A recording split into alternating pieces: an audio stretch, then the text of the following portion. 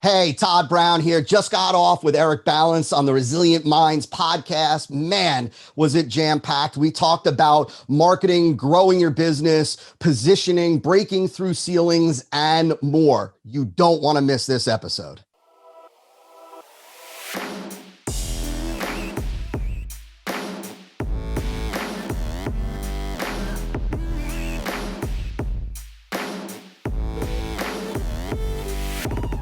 Welcome, everybody, to the Resilient Minds podcast. I'm sitting here with a dear friend and great mentor of mine, Mr. Todd Brown. How are you, my brother? I'm great, man. How are you, dude? Super blessed and excited to have you on the podcast.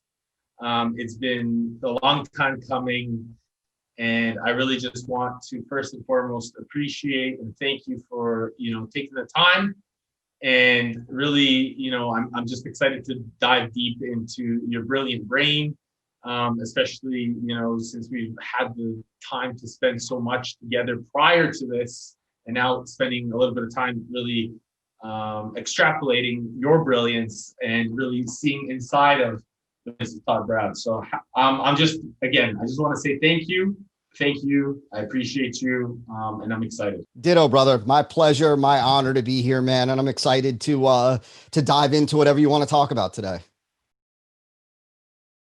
And before I go on, Todd, I just want to kind of really talk about some of the, credit where credit's due. For those of you that don't know who Todd is one of the foremost experts in really creating highly profitable and competition-proof online marketing funnels.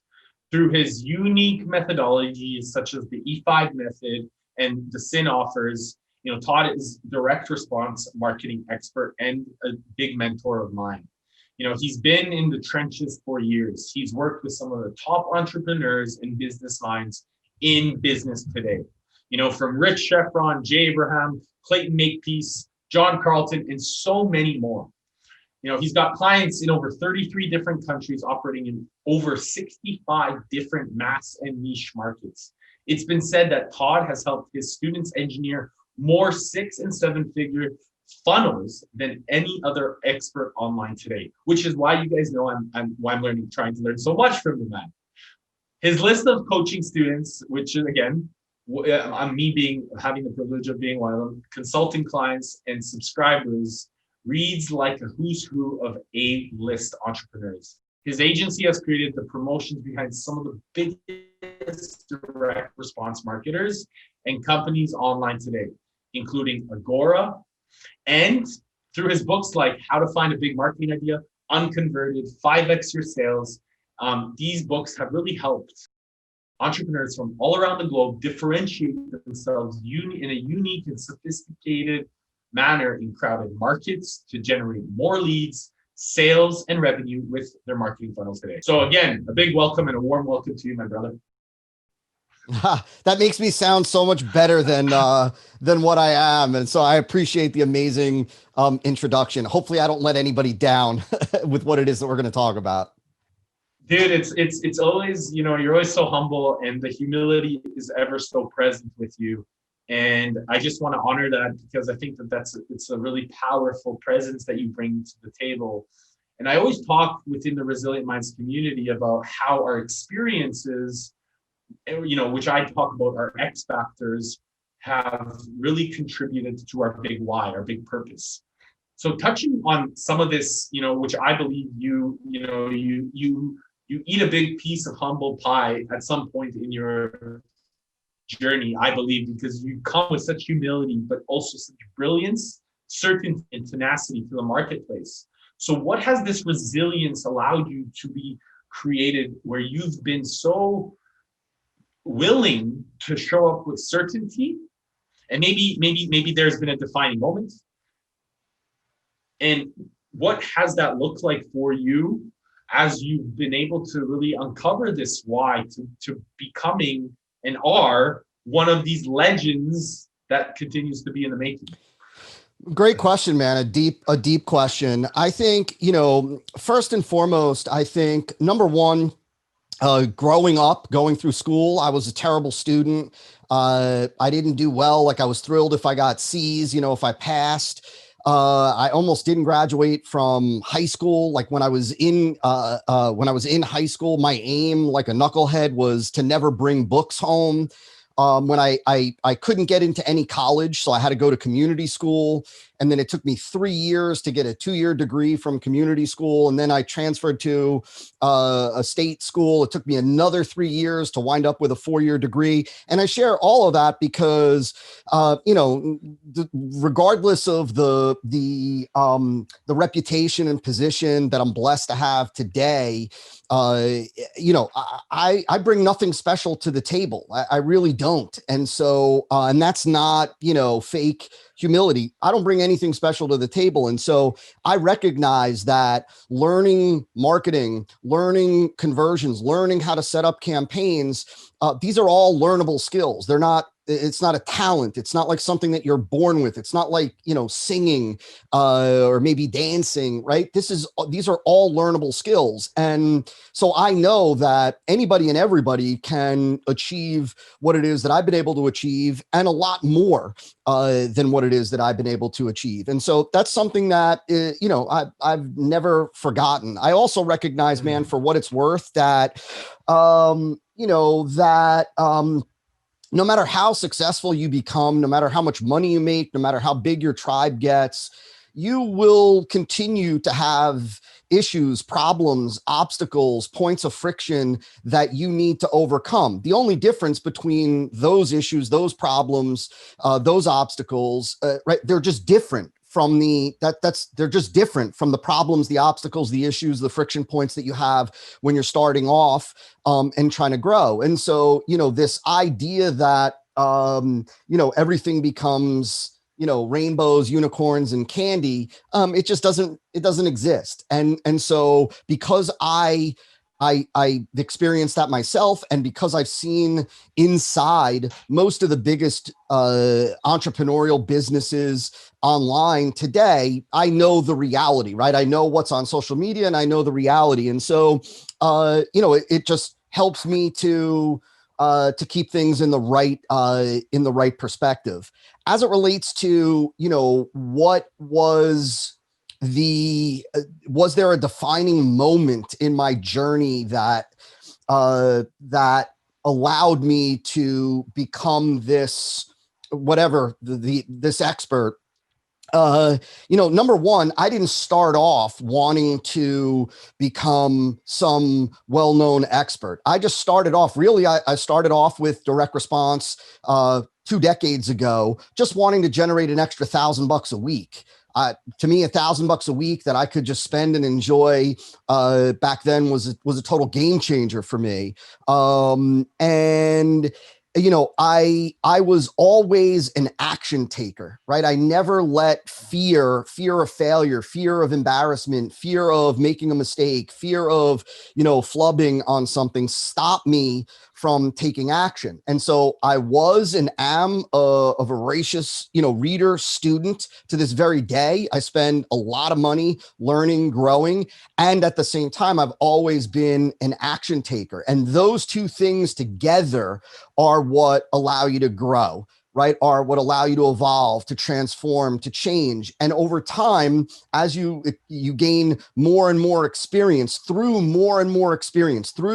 coming face to face with relatively almost all the obstacles, or most of the obstacles that you can come face to face with in business, you gain confidence, right? So for me, at least, speaking from my own journey and view, it's not like there was no switch that got flicked that allowed me to say, I'm going to act with confidence, or I'm going to act with, without fear. The reality is that I had fear all along the way, but I chose to step out and continue to take action, to continue to implement, learn as I implemented. And I recognized also, Eric, and then I'll stop rambling here. I learned and recognized early on that,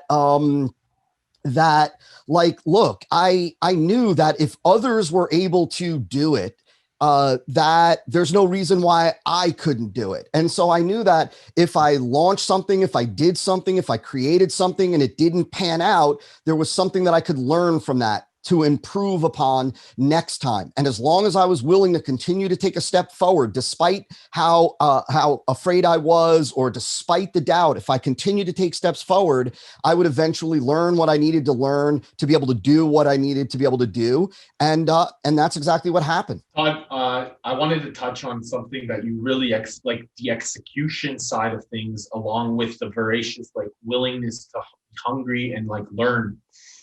And that collectively together, really, what I'm hearing, it sounds like that collectively together was what allowed you to become this leading authority in the space.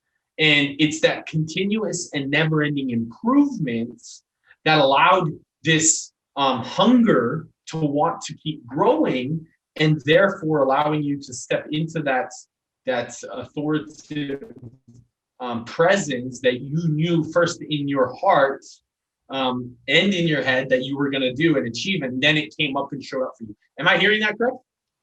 Yeah, I don't. There is no like. Look, I'm a big believer in execution is where the rubber meets the road. At the end of the day, learning is great. And I love learning, right? But learning and doing are two different things. Reading and acting on what it is that you learn while reading are two completely different things. The value of learning is extracted in the implementation or the execution of the new knowledge. And the reality is just like any other skill that can be learned and developed, the first time you do it is likely going to be the worst. And you're going to have to do it over and over and look at what you're learning from the doing as well, and try to improve upon it and keep doing, learning, doing.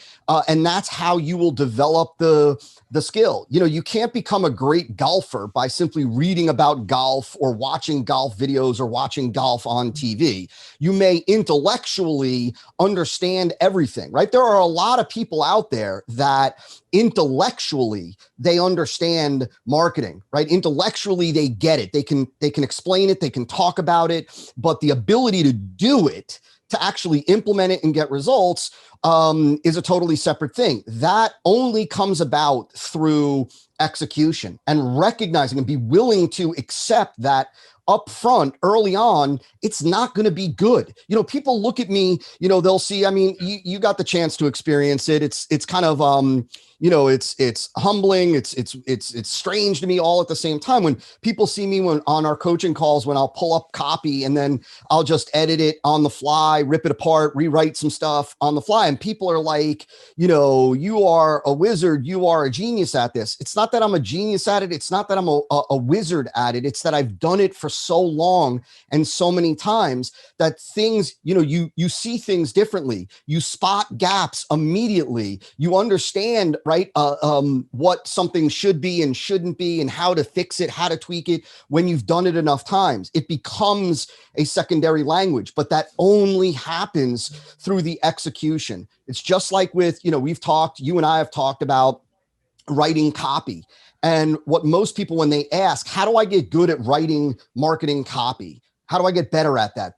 They're ultimately, what they're really looking for is a book, is a video, is a resource that they can passively consume. And while there's certainly value, I always like that. There's certainly there's certainly value in that, right? Because it helps to give you understanding, but it helps to give you understanding of what it should be. It helps to give you more understanding of what it shouldn't be. But the skill of being able to do it is only developed when you write more. Right? When people ask me, what's the single most valuable thing that I can do to improve my copywriting skills? The answer is always write more. Now, look, in terms of copywriting, just as an aside, the best combination is to read a good piece of copy every day, whether it be like the lead, the first 350, 400, 500 words of a marketing campaign, of a sales letter that is working, and then write. Read a good piece of copy and then write. But reading without the writing, not going to develop the skill set. You only develop the skill through the doing, through the execution, through the implementation. I find that oftentimes, and you talked about voracious reading, that when I'm reading and then when I'm actually taking notes, highlighting, and then like immediately implementing some of those, those tasks that the book is telling you to do, that is where it really becomes an embodiment of what I'm truly learning. And then the repetition obviously is the mother of that skill, right? And that becomes an ongoing component. Todd, you touched really specifically on one thing that really inspired me from the reason that we ever got to know each other was the certainty. So, why I do what I do is because I really want to bring certainty to the marketplace. And I feel like as I continue to grow and I learn from amazing individuals like yourself and, Tony Robbins and Jay Abraham, to me, it becomes a really important component of bringing certainty to the marketplace. And by the way, all three of you, Jay Abraham and Tony, I'll bring that to the market. And that's why I always talk about the three of you, because to me, you guys are my mentors. You guys are my teachers. You guys have been there and supported me through so many of the different steps that I've been growing. And the certainty that I feel like now has been passed down as I continue to go through my own journey is what really needs to be correlated to the people that we serve. And that's what I'm feeling. Now, What would you say when we show up as leaders like this, and what's important for us to really, and it doesn't need to be just us, it could be anybody that's listening right now, how can they show up with certainty as leaders in their own niche, whether they're in marketing or real estate or sales or just going through their own journey? That certainty, how much more can they therefore execute? Because I think that correlates together. Would you agree? Yeah, so I don't know if I'm going to give you the answer that you were looking for or hoping for, but I'm going to give you my answer. If you disagree with this, definitely let me know. But today it's a strange environment online because there are so many people out there that are teaching people how to take their knowledge and turn it into an information product, a course, a program, a training product, a coaching thing. And there's this mentality of that anybody can take anything that they have knowledge in and they can turn it into a course and sell it. And the reality is that you probably can, right? From a pure marketing and sales perspective, if you're savvy enough, if you understand how to do marketing the right way, you certainly can do that. But when it comes to showing up with confidence, like I'm a big believer in you show up with confidence when you've developed the confidence, like when you've developed the expertise, when you've put it to the test, when you've got something that you truly do believe in. I think the difference is there's faux confidence and then there's real confidence, right? Faux confidence, fake confidence, anybody can, you can fake it. Like, look, for me, it's a topic that's near and dear to my heart because there are a lot of people out there that are, let's say in our world, in the marketing business development world, they've taken some courses on marketing. They've read some books on marketing. Maybe they were also a voracious student consuming lots of information. And now they want to take what it is that they learned and they want to put together their own package and sell it to other people. And they're skipping over the critical component, which is the actual execution, implementation, and doing it, learning from it, growing in your understanding of why it works and how it works, developing that confidence in the result, the outcome that it can produce, and then bringing that system, that process, that methodology to the market with the confidence that you've developed. And so it's one thing to talk about confidence and coming across with authority as let's say a marketing tactic. A lot of people read about whether it be in Robert Cialdini's book, Influence, which is a great book that everybody should read. It's not really a marketing book, but it's more about social psychology. And in there, he talks about, one of the things that he talks about is authority, how we tend to listen to people in a position of authority. A lot of people will take that and they will just try to engineer authority through their marketing. And that certainly can be done, and that certainly can become effective. But when it comes to them showing up with confidence, it becomes difficult to do it authentically because they don't really have the confidence, because they haven't developed, the proof, the evidence, the results that give them that confidence. Like, the reality is this. Let me take a step back. So I've been doing this for almost 2 decades now. It was only about let me see. It's only been about 6 or 7 years of those 2 decades that I started sharing with entrepreneurs marketing my specific system, E5. And prior to that, the majority of the time that I was in the direct response world, I was doing it myself, living it out myself. I didn't put my flag in the ground as an expert because I wasn't an expert yet in that realm. It was only after like 13 years or so did I then, when I started talking publicly about the stuff that we were doing and the results that we were getting, did people start to say, how are you doing it? And so all of that is to just say that I think, look, I really think that some people can fake confidence and some people can develop it through implementation, execution, learning, understanding, and having true confidence. When you hear me talk about why and how the E5 method is able to produce results for so many people and such big results, that's not me trying to well up confidence. That comes from experience, that comes from knowledge, that comes from doing it over and over, that comes from helping others do it over and over. And so what you're seeing is real, authentic, just like when you talk. Right? You've lived it. You've breathed it.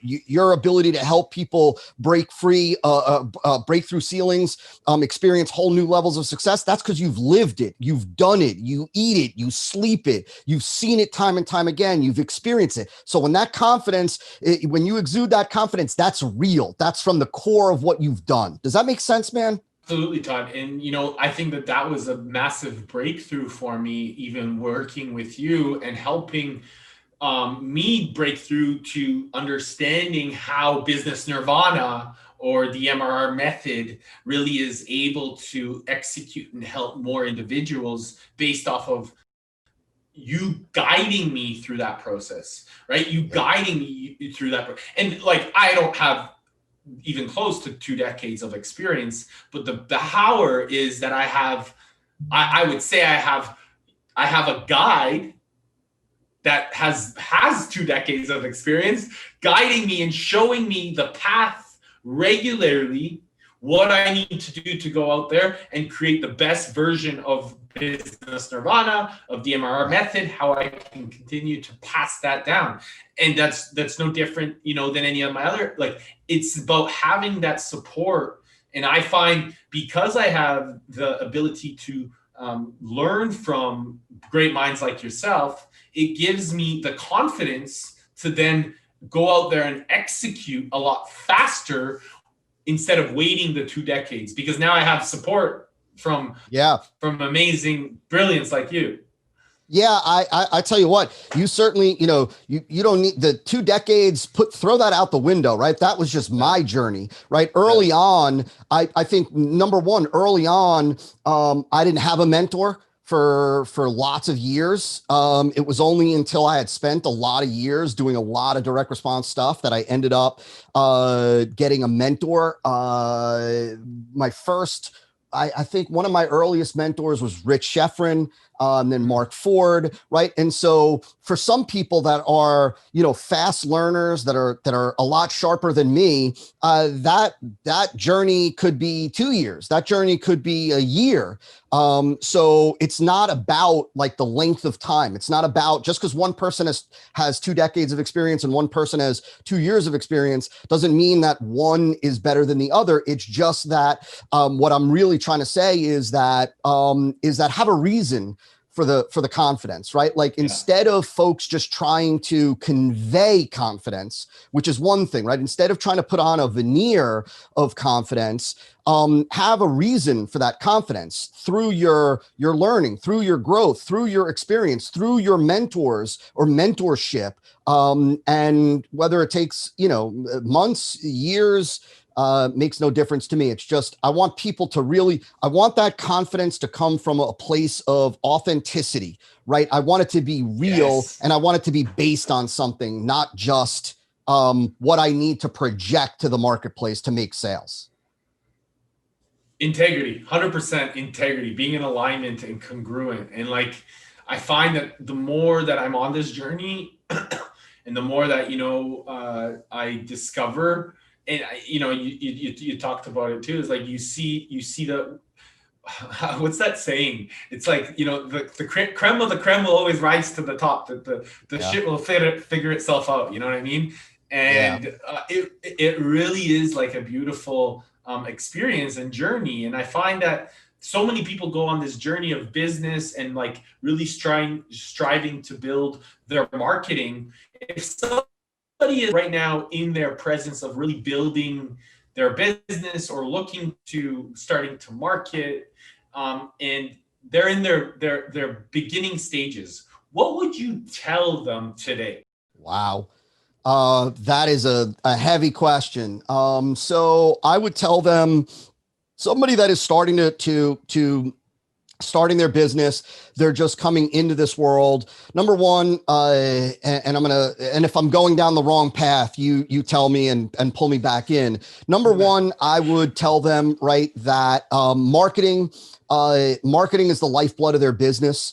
Right. Marketing is the lifeblood of their business. If you want to have a business that thrives, that grows, you have to have the ability to acquire new customers, new clients, new students, new buyers on a regular, consistent, and predictable basis. Of course, you need to be able to keep those clients, buyers, customers happy, but you need to be able to acquire. You can't keep customers, buyers, clients until you have customers, clients, and buyers. And marketing is the lifeblood of a business. As it relates to marketing, I would tell everybody that they really need to learn direct response marketing and not brand institutional advertising. Brand institutional advertising is the type of advertising that you see most professionals use, as well as certainly, big Fortune 500 companies like, Home Depot and whatnot, and Pepsi.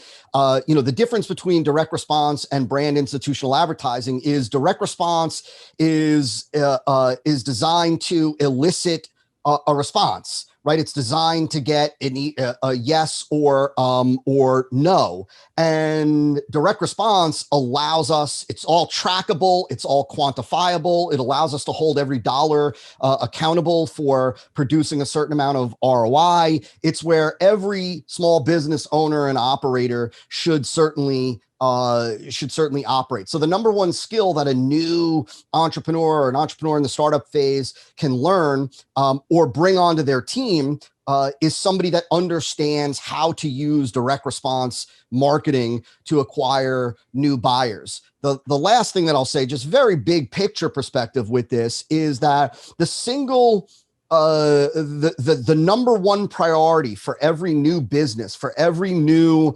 entrepreneur, for every new venture, is having at least a single marketing campaign that allows you to bring in new buyers day in and day out. Nothing else should take priority over that. Not office furniture, not having a great logo design, not anything else. Because until you've got the ability to acquire new buyers day in and day out without fail, you really don't have a business, right? And so nothing else matters until that is put in place. And so the focus needs to be early on having at least one direct response marketing campaign that allows you to bring in new buyers day in and day out. The last little nugget that I'll put onto that I'll button up with that, is that and I didn't always hold this perspective, but once I learned, I came to this perspective that you want to be able to do that. You want to be able to acquire new buyers, new clients, new customers day in and day out with at least one direct response campaign from paid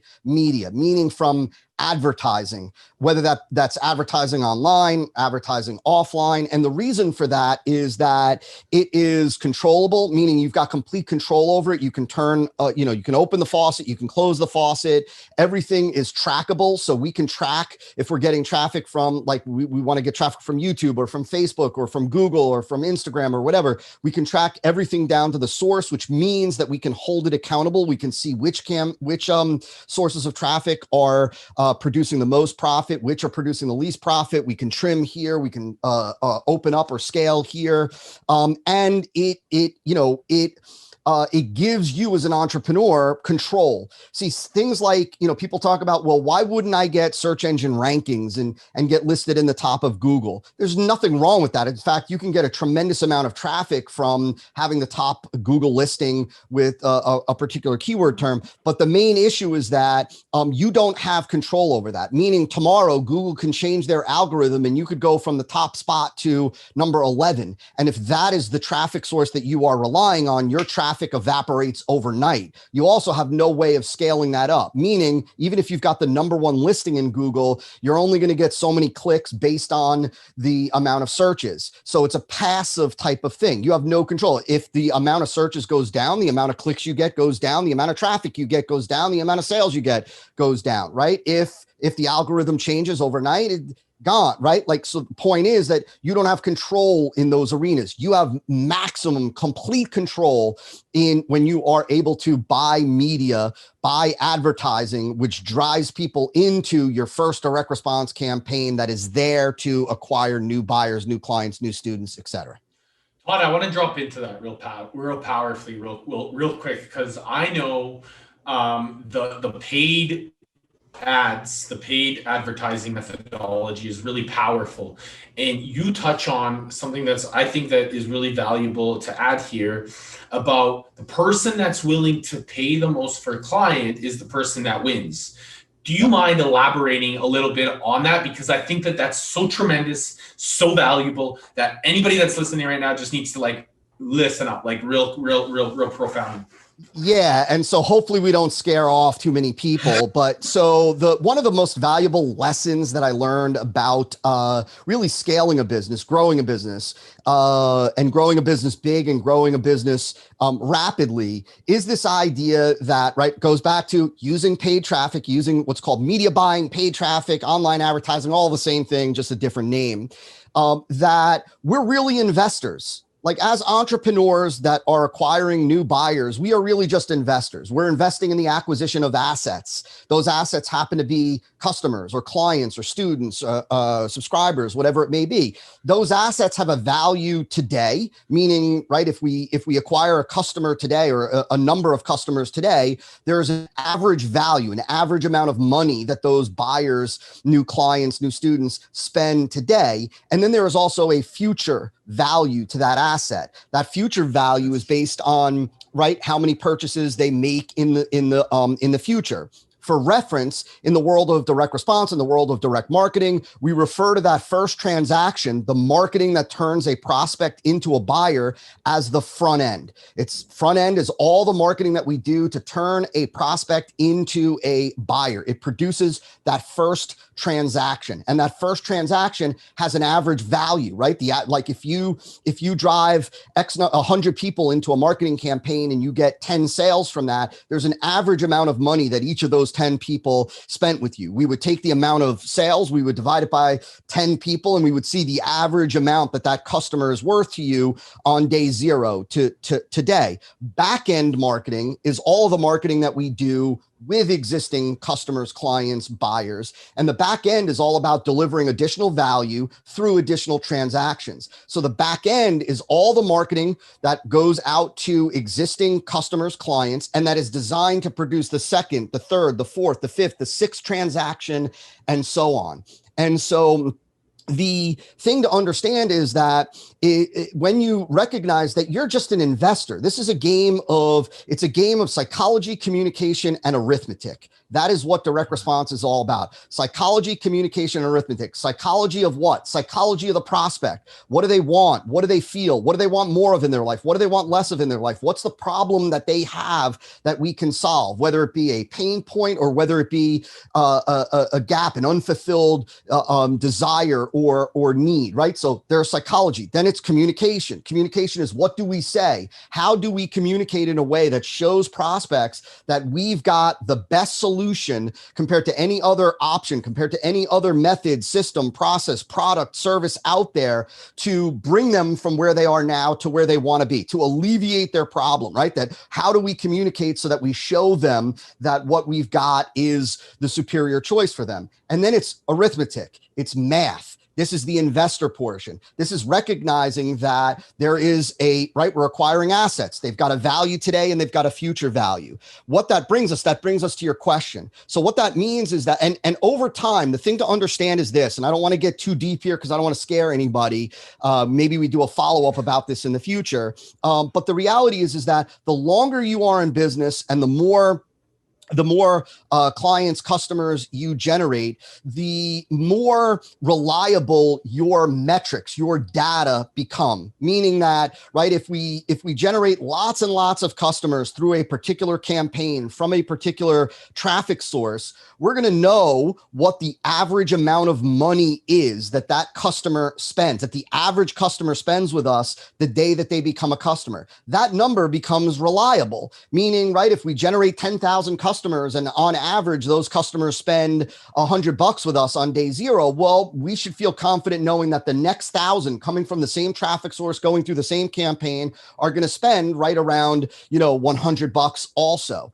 And so we're able to have this data, these metrics that tell us what the average customer is worth to us day zero, the day that they become a customer, and what the average customer is worth to us in 30 days, in 60 days, in 90 days, in 6 months, etc. Well, what that then tells us is, here's what this asset, what this investment is worth today. Here's what this investment is worth to us in 30 days, in 60 days, in 90 days. Now, what are we willing to invest, or how much are we willing to invest to get one of those assets, knowing what they're worth to us on day zero and knowing what they're worth to us in a month, in 60 days, in 90 days? What are we willing to invest? Now that answer to that is different in every business, right? Because it really all depends on what is a customer worth on day zero? What is a customer worth in 30 days, 60 days, 90 days? How much cash flow do you have? But the point is in the thinking, right? In the thought process behind,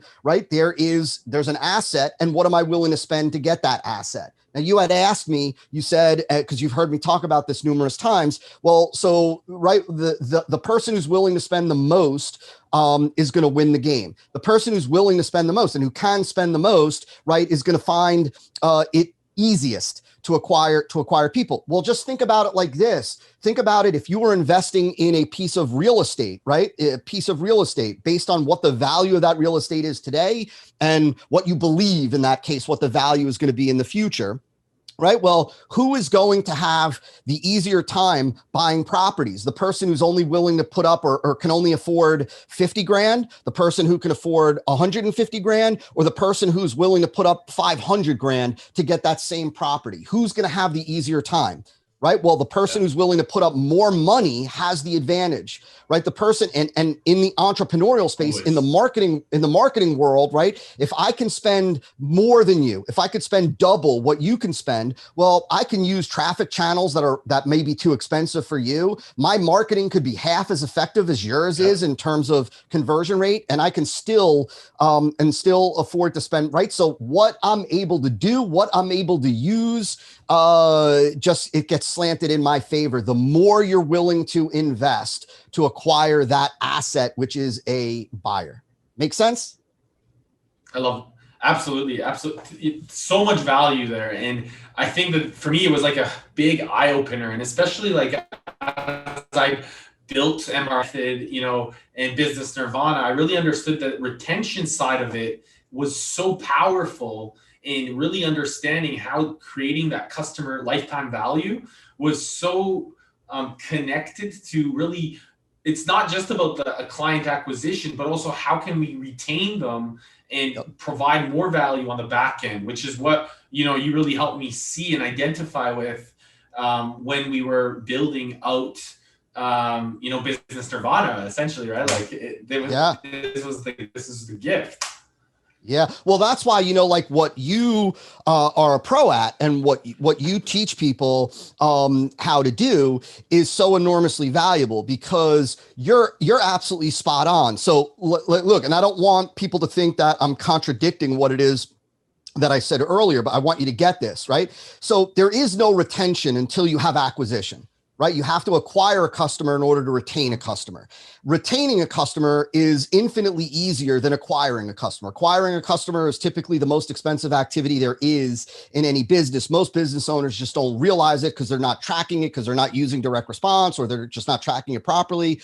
But right, you can't have retention until you've got acquisition, right? However, and that is absolutely correct. And most people, most entrepreneurs, they struggle with the acquisition, right? Because you're talking to somebody that you don't have a relationship with yet. You don't necessarily have the level of trust, the level of authority. They don't know if you're telling the truth. They don't know if you really deliver the goods. Once you get a client, a customer, a subscriber, a student, whatever, and you fulfill and over deliver value on the promise, and they know that, right, like what you say is spot on and that you deliver the goods, then it becomes infinitely easier to generate the second sale and the third sale. And the deeper you go into the back end, the easier it gets, right? That's why a front end campaign, being able to acquire a steady, consistent, predictable amount of new buyers, is the priority. It's also the hardest thing, right? It's also the hardest thing to do in a business. But once you've got that set up, you have to understand that the money, the real profit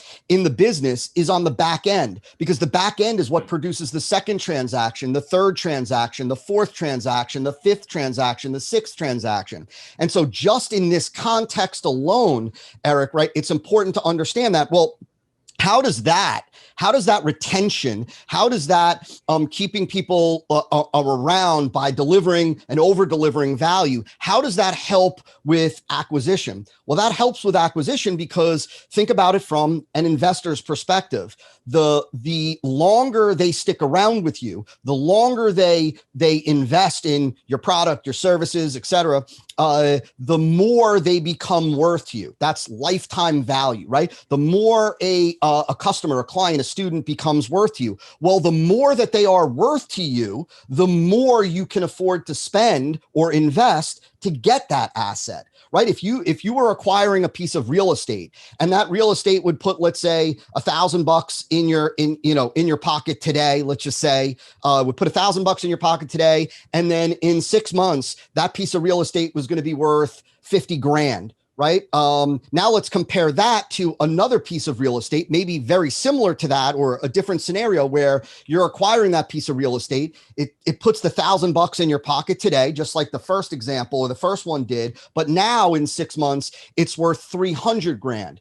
Well, what you should be willing to invest to get that property that's going to be worth 300 grand in 6 months is obviously a lot more than what you should be willing to invest to get the property that's only worth 50 grand in 6 months. So by increasing the value of the asset, you have more money that you should be willing to invest to get that asset. And this part, right? This for lots of people, this is often something that they don't understand. It's something I didn't understand early on, how critical the math, the arithmetic component of this business really is. And that's because I think most people, when they think of marketing, when they think of advertising, they're thinking of brand institutional advertising. So they're thinking about their marketing. They're thinking about it like, hey, you know what? We're just going to have a budget.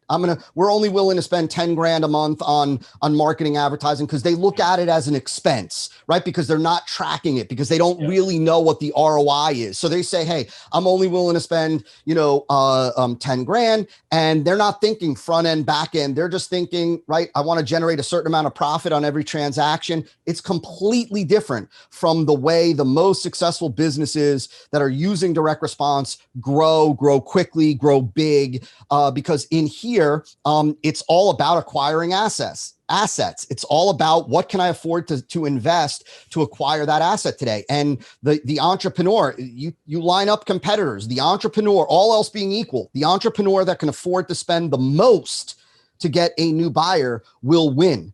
One of the things that I thought early on, Eric, one of the things that I thought, which is what a lot of entrepreneurs think and believe, is that I want to try to spend the least amount that I possibly can to get a buyer, right? I want to spend the least amount that I possibly can. So lots of entrepreneurs, lots of experts, lots of coaches, lots of consultants, they look for, where can I get cheap clicks? Where can I get cheap traffic? Where can I find the cheapest leads? The reality is that the cheap leads, cheap traffic, it means nothing if you're not converting, right? The value is like, I'd rather spend $10 to get a lead that's worth $12 to me than spend $1 to get a lead that's worth 30 cents to me, right?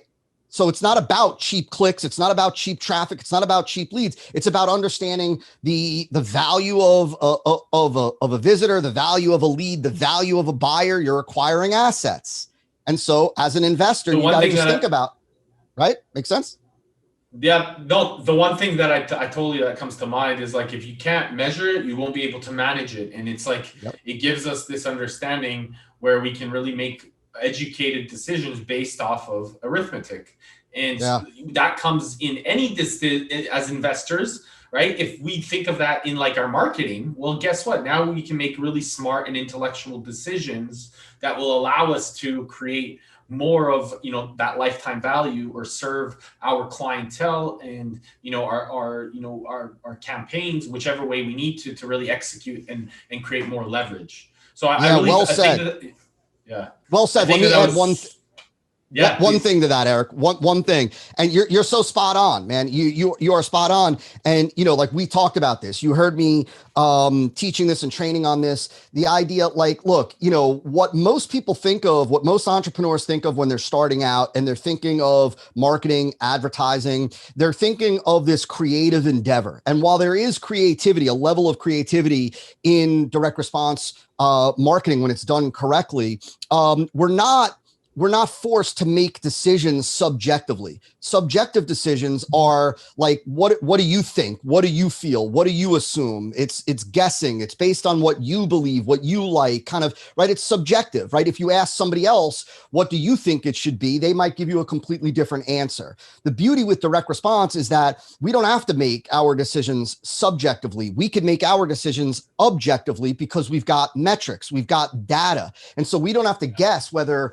this offer is better than this offer. We can run them simultaneously, have the traffic split between the two, and let the data tell us which one the market responds to better. So we don't have to think. We just look at the math. We just look at the data.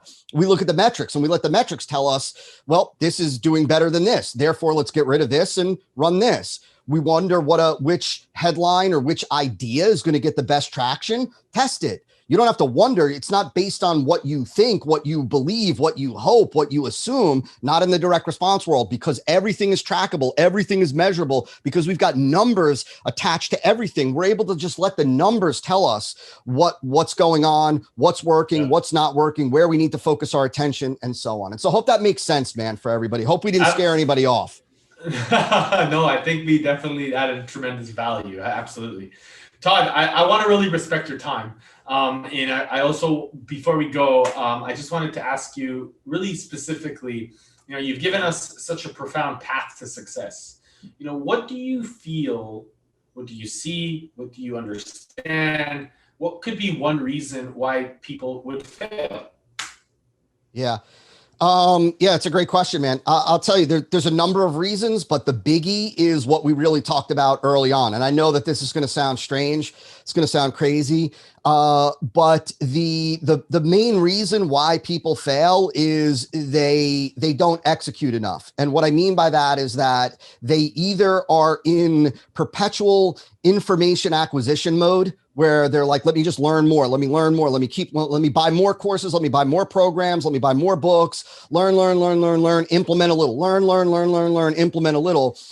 They either don't execute on what it is that they are learning, or they just don't execute enough. meaning they, like this idea that they'll put up one campaign, they'll take one shot, one stab at putting up a campaign online, and it doesn't work or doesn't work the way that they hope, right? And they throw their hands up and they say, that's it. Right? You got to be willing. There's this video that I recorded on YouTube. If you go to YouTube and look for, I think it's Todd Brown marketing on YouTube, there's this video that is on like the main welcome video or something like that. It's an old video, but it is all about like, you got to be willing to sit down and do the work. Like, if you're not willing to sit down and do the work, then I hope you find a magic button. I haven't been able to find a magic button. If I could, I'd be pushing the button right now and I wouldn't be here, right? But the reality is most people just are not willing to sit down and do the work. Sit down and do the work. Absolutely, Todd. And listen, if there's any way that they can if anyone on here wants to know more about the training that you offer, the E5, the SIN offers, where can they find out more information? I know you have some great free trainings out there. How can they, connect and find out more? Yeah, they can go to learnfromtodd.com. It's probably the best way. Learnfromtodd.com. That's how they can learn. They could speak to somebody on my team about how to implement the E5 method in their business, or they could go around on our website at toddbrown.me. So TODDBROWN.ME.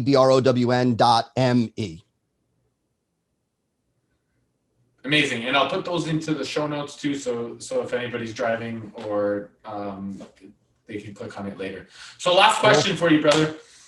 If you had 3 days left to live, what would you do?